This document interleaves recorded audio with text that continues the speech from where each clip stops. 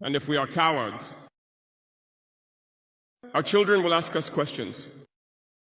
Imagine if in Burkina we refuse to fight and we accept to submit to live in slavery. Tomorrow our children will grow up. They will ask questions.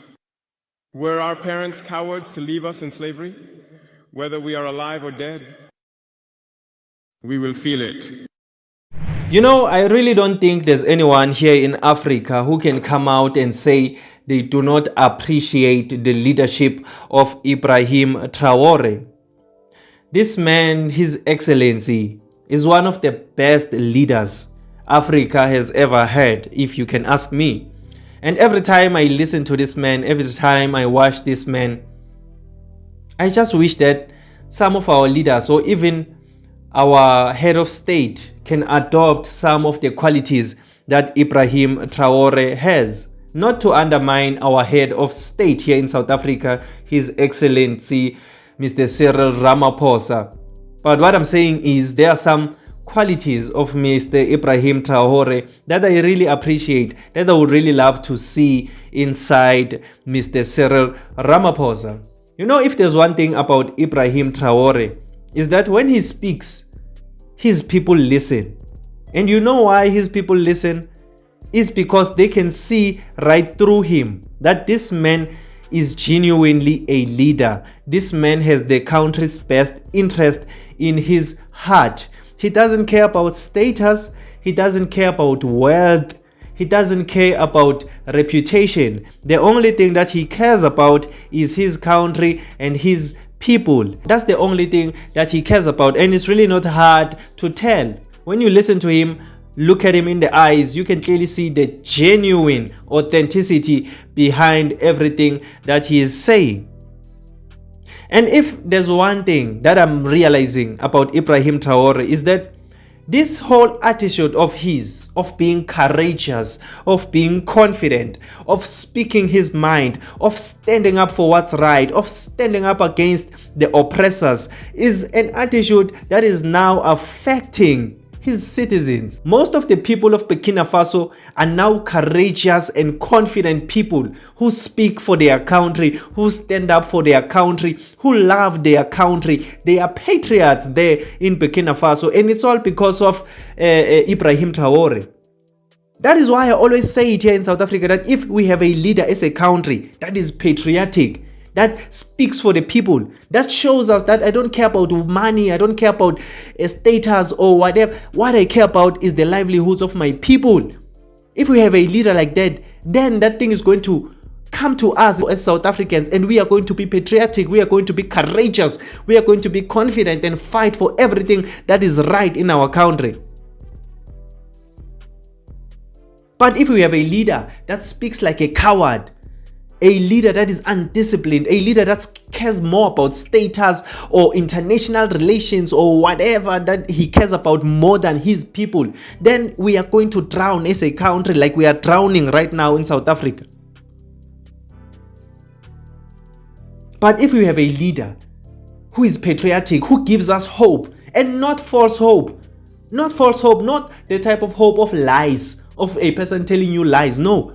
The hope of reality, when a person is a leader, is standing there in front of you, is telling you all the realities that he also is going through, that you are also going through as a citizen. And your leader is speaking to you, is giving you hope, true hope. That is what we want. And that is what Mr. Ibrahim Traore is. I have a clip for you right now that I want you to listen to, because he has said a lot of interesting things in this clip. But one thing that I want to outline, even though I want you to hear it from him, but I just want to outline it for a couple of seconds. He outlined something that I thought is very, very important, and something that we need to realize also as South Africans, because it has to do with something that we are going through right now as South Africans. We can see right now we are fighting for the land as South Africans, and there are people who always come out as advocates of doom and say and tell us that if you continue doing what you are doing as South Africans, you are going to turn into Zimbabwe. Zimbabweans tried what you are doing and they failed. What happened to them? So stop what you are doing. And if we decide to listen to those people, then we are cowards. That is what Ibrahim Traore is saying, even though he's not speaking about South Africa. But what he's saying is the same thing, that when they are busy trying to stand up for what's right in Burkina Faso, there are people who are telling them that someone in the past once tried to do what you are doing, Traore. What happened to that person? He died. This person tried to do what you are doing, Traore. What happened to that person? He died. They are trying to scare them so that they can back down and no longer fight for what's right. So Ibrahim Traore is saying we shouldn't be scared of such people. If a person is telling you that what you are doing, they tried to do it in the past and they failed, that doesn't necessarily mean you are going to fail. And even if you fail, as long as you failed trying to do what's right, the people who are going to come after you must take over and continue fighting for what's right. And then we are going to all be liberated at the end. But we shouldn't be cowards. So even us as South Africans right now, taking the context of what Ibrahim Traore is saying, whenever we are fighting for anything here in our country, if there are people who are telling us that what we are doing, some other people tried to do it and they failed, let us not allow that thing to scare us. So let me stitch Ibrahim Traore here. Listen to this man and then tell me on the comment section down below, what do you think about everything that he's saying and everything that I've said in this video. But if you just enjoyed this video or you learned something new, please leave a like and subscribe to this channel. I would really appreciate it. My name is Emmanuel and this is Mzansi Versity, the place where we transform lives through knowledge and information. Let's meet again on another video. And if we are cowards, our children will ask us questions. Imagine if in Burkina we refuse to fight and we accept to submit to live in slavery. Tomorrow our children will grow up. They will ask questions. Were our parents cowards to leave us in slavery? Whether we are alive or dead, we will feel it. The coward is afraid. And the imperialists have understood. They try to instill fear in the leaders so that you become cowards. Because when you are a coward, all other vices can arise. They do everything to make us afraid. They come into our palaces. They threaten us directly or with veiled threats. Of course, we respond as we should. They always take examples. They will tell us, Thomas Sankara tried to do it like this, but where is he? He is dead. The Haitian president, he tried to do it like this. Where is he? He is dead. Gaddafi tried like this. Where is he? He is dead. These are the veiled statements made to us to instill fear. And then we also often see some young people trying to follow in the footsteps in a different way. You can hear them say, such a person ruled like this, he has the sepulchre. Such a person ruled like this, he is in prison. All this to try to scare us, to make us cowards.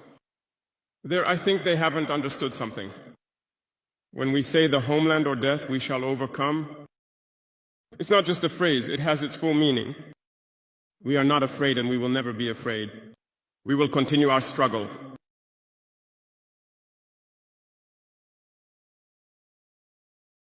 They have undoubtedly and surely scared numerous African heads of state. You often see, when we speak or when we have the opportunity to be in certain situations abroad, we often make statements to call on African heads of state to wake up, take care of our youth, to be able to initiate our real development. We are often misunderstood. Some have responded publicly to our statements because they feel targeted. But I can assure you, youth, that when we find ourselves in their corridors, these same heads of state tell us, you are on the right track. This is what needs to be done for Africa to feel empowered. So, we ask them questions about why you don't do as we do, why you don't support us. Some tell us they are entangled, some tell us they cannot. Dear elders, African heads of state From this platform, I would like to say that African people are the most peaceful people. When you recognize the wrong, you must tell the people. Let us not be afraid tomorrow to go out and tell the people. We apologize. We have been compromised. We have ill-gotten gains. We have been constrained by many things, and we ask for forgiveness and return to the right path. And to start truly working for the independence of our states and our emancipation. And I believe it is possible. If we remain in this posture of fear, we will be cowards, and history will judge us. Our children will ask questions, our grandchildren will ask questions. We are writing history. There is no room for cowardice. If our ancestors had been cowards, we would not be here.